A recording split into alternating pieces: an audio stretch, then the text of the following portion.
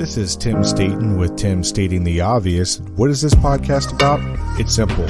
You are entitled to great leadership everywhere you go, whether it's to church, whether it's to work, whether it's at your house, you are entitled to great leadership. And so in this podcast, we take leadership principles and theories and turn them into everyday, relatable, and usable advice. And a quick disclaimer. This show, process, or service by trademark manufacturer, or otherwise does not necessarily constitute an implied endorsement of anyone that I employed by or favors them in representation. The views are expressed here in my show are my own expressed and do not necessarily state or reflect those of any employer. Hey, and welcome back to another episode of Tim Stating the Obvious. In the last episode, we talked about the Deloitte Gen Z and Millennial Survey Report of 2023 and about their role of work and how they view it in their own eyes. In this episode, we're going to talk about the stress and burnout that these generations face. Now, many people may say that, oh no, what are they possibly stressed out about? Or this generation has it so much easier than we ever did. Or maybe even they are mentally weak. What could they ever be stressed out about? Well, I'm here to help shed some light on that subject. Did you know that 46% of Gen Zs and 39% of millennials feel stressed out or anxious all or most of the time? The Deloitte Research showed that stress and anxiety among these generations were high before the pandemic about their mental health. And as the pandemic resided and faded away, additional issues came up. The cost of living crisis, geopolitical tensions, climate change, and concerns about unemployment. Then take into the account that Gen Zs and millennials cite their finances and the welfare of friends and family as their top stress drivers. 36% of Gen Zs feel exhausted all or most of the time. And 35% feel mentally distanced from their work. And 42% often struggle to perform to their best of their ability. Now, we talked about some of that in the previous episode about multiple jobs and everything else. So that could be adding to it. But specifically, we're looking at the stressors when it talks about specific things. And millennials are lower, and they're still about 30% say they struggle. Now, I would also say, in reality, overall, if we're hovering around 70 to 75% of people that are doing mentally well and not burned out, I think we're doing pretty good. I mean, honestly, 70 to 75% of the people doing good, that's pretty good. Now, don't get me wrong. These numbers could be better, but they aren't that bad. They could be way worse. And I think that goes to show the progress we've made over the years with the emphasis on mental health. Over half of Gen Z, about 57%, and millennials, 55%, acknowledge that their employees are taking mental health seriously. And roughly the same percentage, 56 of Gen Zs and 53% of millennials believe that this is resulting in a positive change. So the numbers, substantiate that. We've got about 70 to 75% of the people doing really good. And then we got about half of people saying that, employers are making progress about what's going on and that things are heading in a positive direction. So I think that's all really good, right? I mean, if you have 8 in 10 Gen Zs and millennials that cite mental health support and policies as a top factor when considering a potential employer, that speaks volumes when it comes to how seriously that they want to take their mental health. And it also goes into how much better we're doing because we are taking care of our mental health. So 30%, it could be better, but it's really not all that bad. And I love the fact that when the research group kind of broke it down as into what opportunities were being offered by employers that were on the top 7 list of what these generations thought was very, very important, right? So the first one was vacation and paid time off.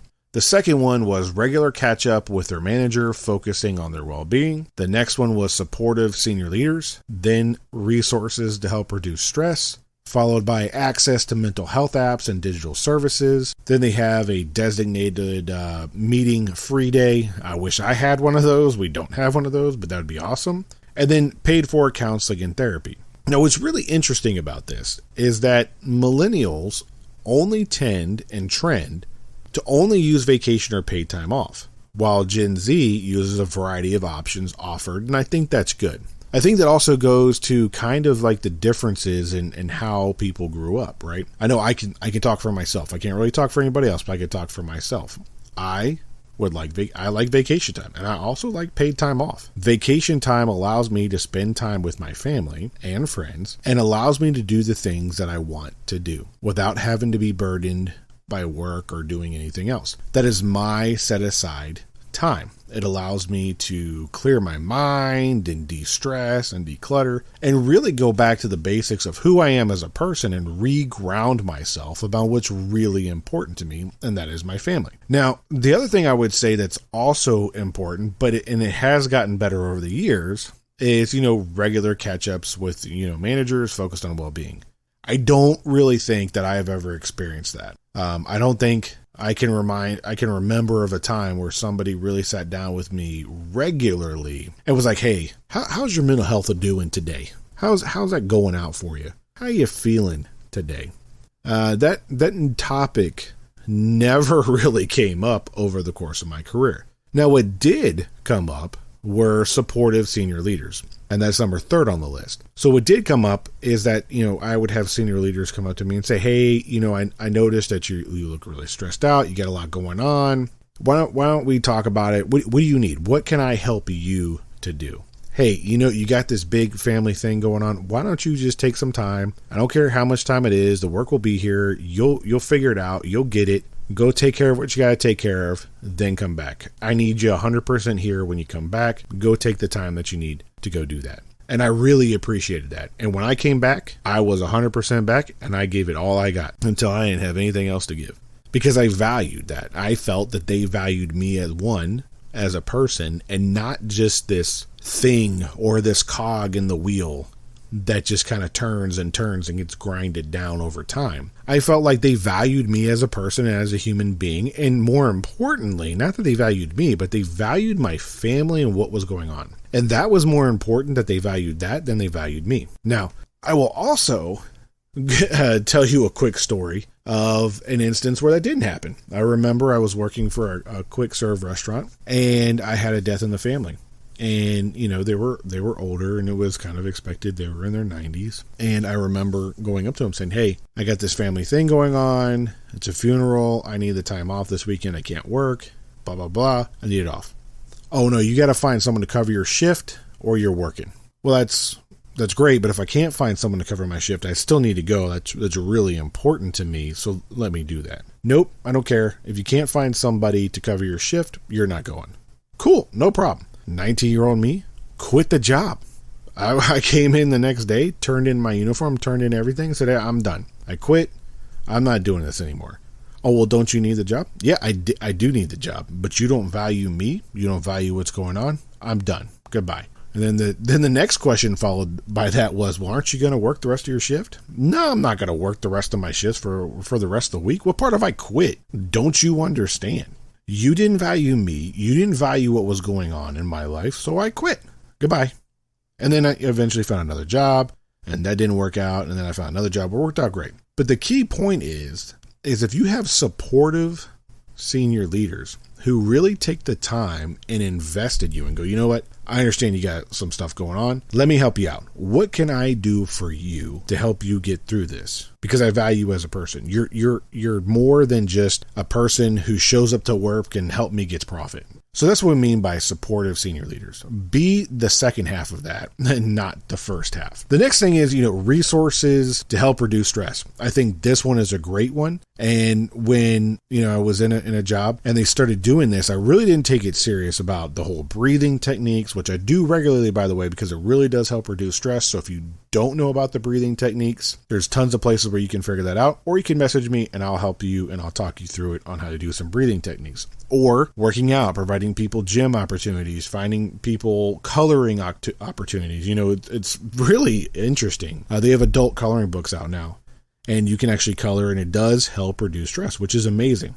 Something simple. But there are other resources out there that these businesses offer opportunities to help people reduce their stress.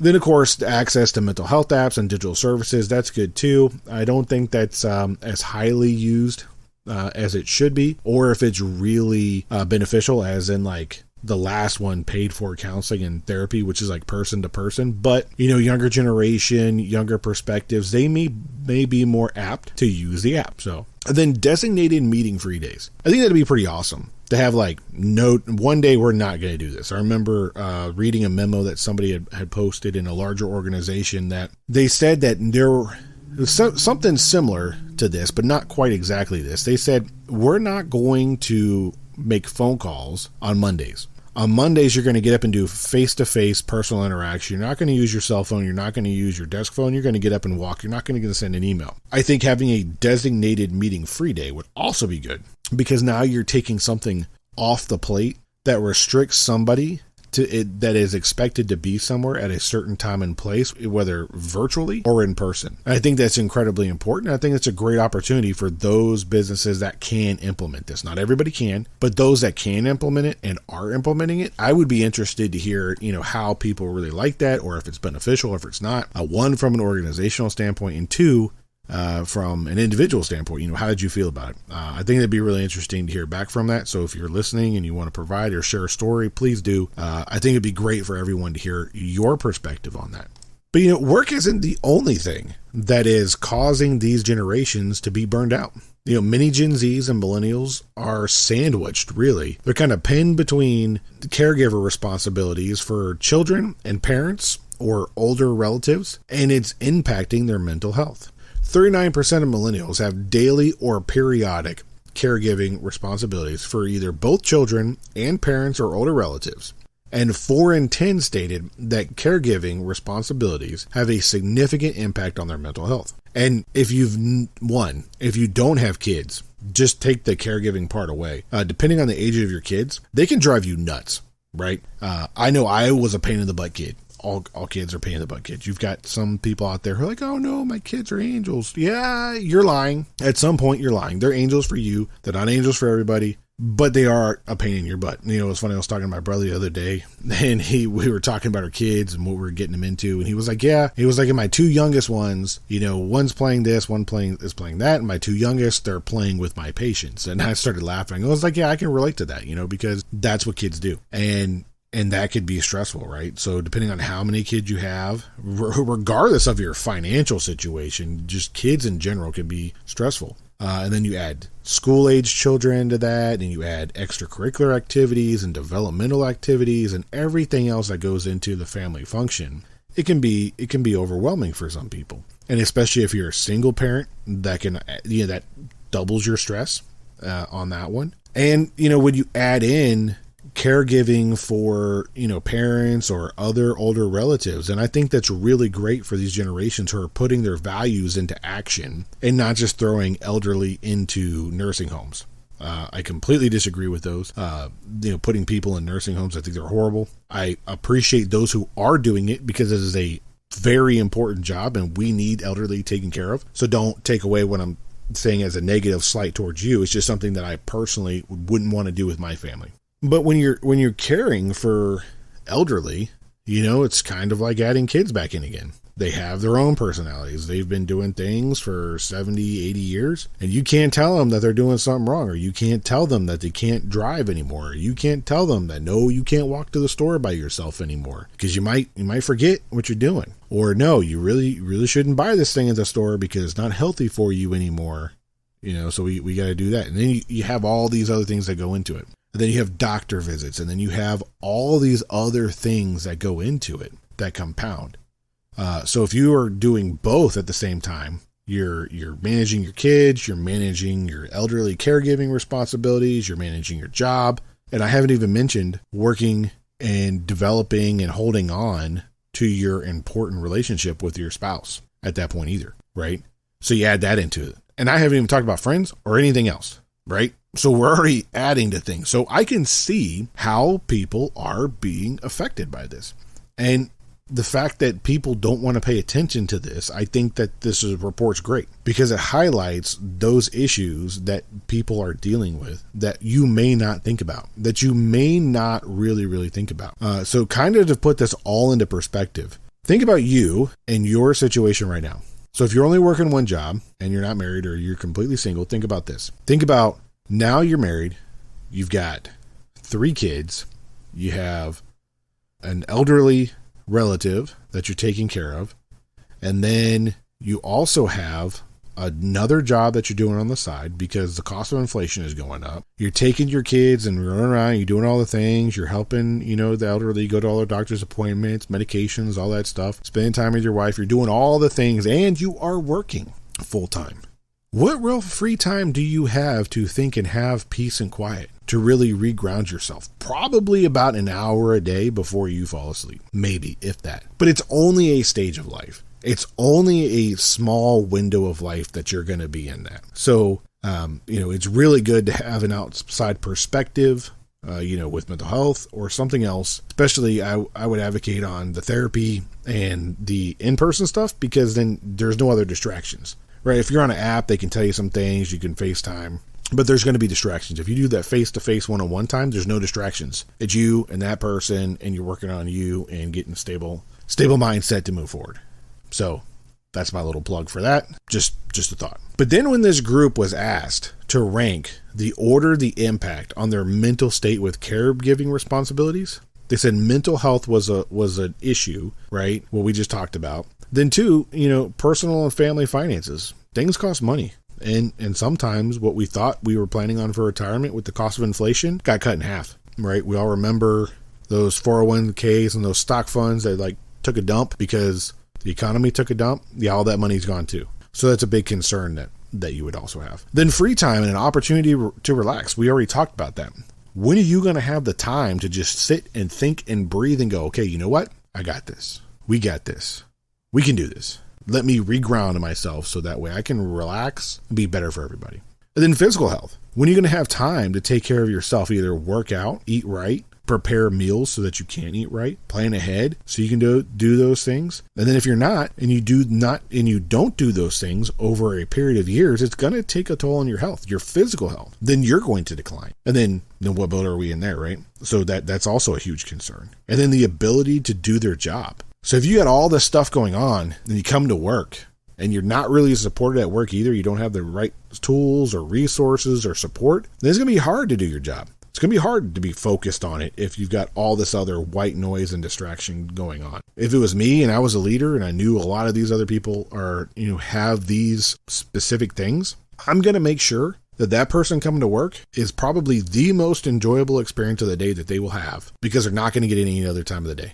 You're still going to work, but I'm going to make sure that this is the most enjoyable experience you can have. Perfect example was today. It was super, super hot and the AC went out in the building. I looked at one of the guys on my team. I said, dude, you're going home. I got a little bit to do, but you're going home. You don't need to work in this type of environment. It's super hot, super stagnant, very uncomfortable. You just need to go home. You don't need to stay in this. You don't need to work in this. You can telework. You can do what you need to do. Just something simple like that, right? And then they talked about job opportunities and care development. So if I'm at work and I'm giving it all I got, who's taking the time to give me the opportunity so I can excel and grow and take care of those personal and family finances things that's really brewing in the back of my mind? And if I'm not there to get those opportunities, how can you develop me to get me there? Because I obviously am too distracted from everything else to really focus on that. So how can you help me get there? And the other thing is personal relationships with peers. So if I think that's very self-explanatory. We talk about all these things and,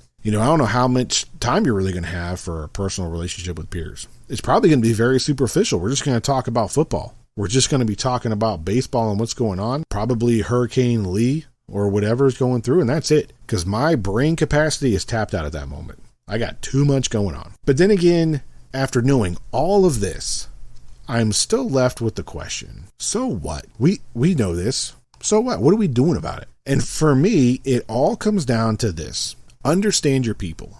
Understand what keeps them up at night and how you can help them within your scope of responsibilities and realm and span of control. How can you realistically help them? And not help them where you want to help them, but help them where they need it. So this week, I want to practice something. I want you to pick one person who you work with and just sit down with them and talk.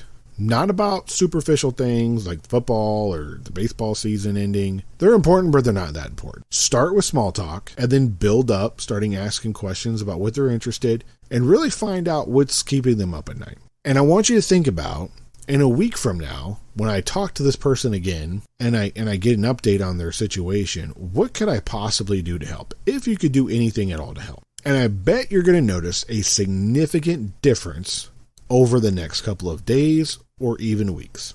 And if you go the next day, you pick a different person, you do the next thing, you spend about 20 minutes doing the same thing, and you work your way around your organization. And then when you come back again, and you to the first person you start talking about it, I start thinking about, well, how could I help this person within my span of control? Maybe the only thing I can do is make the work experience the most enjoyable thing that they do that day. And if I can do that, then maybe I'm helping this person out mentally. You can still require everything. Standards, all that stuff is important. Key objectives and results, those are also very important. But you're going to reach all that if you make work enjoyable and you make your culture enjoyable for people to come to work and that they want to come to work. It's super important that we remember these things.